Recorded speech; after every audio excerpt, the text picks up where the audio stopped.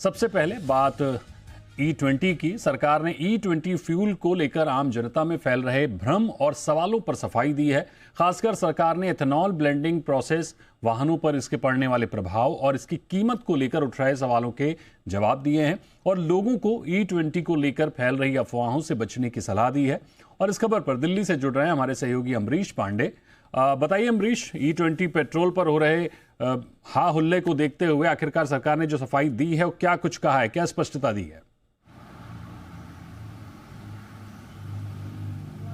देखिए, सरकार लगातार कह रही है कि जो ब्लेंडिंग की जो पूरी प्रोसेस शुरू की गई थी वो बड़े ही वैज्ञानिक तरीके से शुरू की गई थी। कोई जल्दीबाजी नहीं की गई थी और धीरे धीरे स्टेप बाय स्टेप उसमें आगे बढ़ा गया है। अभी तक जो E20 तक बढ़ने की जो प्रक्रिया या फिर जो प्रोसेस है उसमें हर साइंटिफिक कदम पे ध्यान रखा गया था और फैसला इस बात को लेकर लिया गया था कि गाड़ी को कोई नुकसान नहीं होगा, पेट्रोल डीजल या कंजम्पशन पे कोई खास फर्क नहीं पड़ेगा। इसके अलावा इंपोर्ट पे जो निर्भरता है उसको कम किए जाना सरकार का सबसे बड़ा उद्देश्य था और उसी उद्देश्य को ध्यान में रखते हुए इसमें आगे बढ़ा था। इसके साथ लाभ गिनाए सरकार ने कि इससे किसानों को सीधा फायदा हुआ। जहां उनका जो गन्ना था उससे इथेनॉल ज़्यादा बनने लगा और उसका सीधा सीधा फर्क उनकी कमाई पर पड़ने लगा।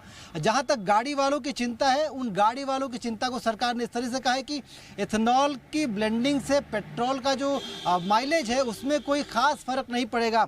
यानी कि अगर आपकी गाड़ी 1 लीटर में लगभग 20 किलोमीटर चलती है तो अब वो शायद 19 दशमलव कुछ किलोमीटर चलेगी। यानी कि 3.5% से 5% का फर्क माइलेज में पड़ेगा, उससे ज़्यादा कोई भी फर्क नहीं पड़ेगा। लेकिन लाभ और ज़्यादा बढ़ गए, मसलन एक्सेलरेशन बढ़ जाएगा, यानी कि आपका गाड़ी का जो पिकअप है वो ज़्यादा बेहतर हो जाएगा, गाड़ी से जो पोल्यूशन है वो ज़्यादा कम हो जाएगी। तो कुल मिलाकर जितना नुकसान है, जो माइलेज का नुकसान है वो बहुत मिनिमल है, लेकिन जो फ़ायदे हैं वो बहुत ज़्यादा हैं। लिहाजा इसको किसी भी तरीके से नुकसानदेह नहीं बताया जा सकता। जहाँ तक ये मांग थी कि ओरिजिनल पेट्रोल दिया जाए, बिना मिलावट वाला पेट्रोल दिया जाए, तो सरकार ने साफ कहा है कि किसी भी ऐसी व्यवस्था में जब हम किसी आगे के हिसाब से बढ़ते हैं तो उसमें पीछे जाना संभव नहीं है। लिहाजा बेस पेट्रोल के नाम पर E20 ही बेस पेट्रोल रहेगा।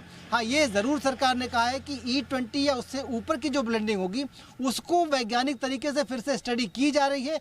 जब इसके रिजल्ट आएंगे उसके बाद देखा जाएगा कि हमें किस तरीके से आगे बढ़ना है, E22, E25, 27 और 30 के हिसाब से आगे बढ़ना है या सीधा हम एक लीप मिलेंगे फिर से और E25 पर आगे बढ़ेंगे। ये सब कुछ तय होगा उस रिजल्ट पर, जो कि एक सर्वे हो रहा है ऑटो कंपनीज और OMCs के जरिए देश के अलग अलग हिस्सों में अलग अलग मॉडल की गाड़ियों में।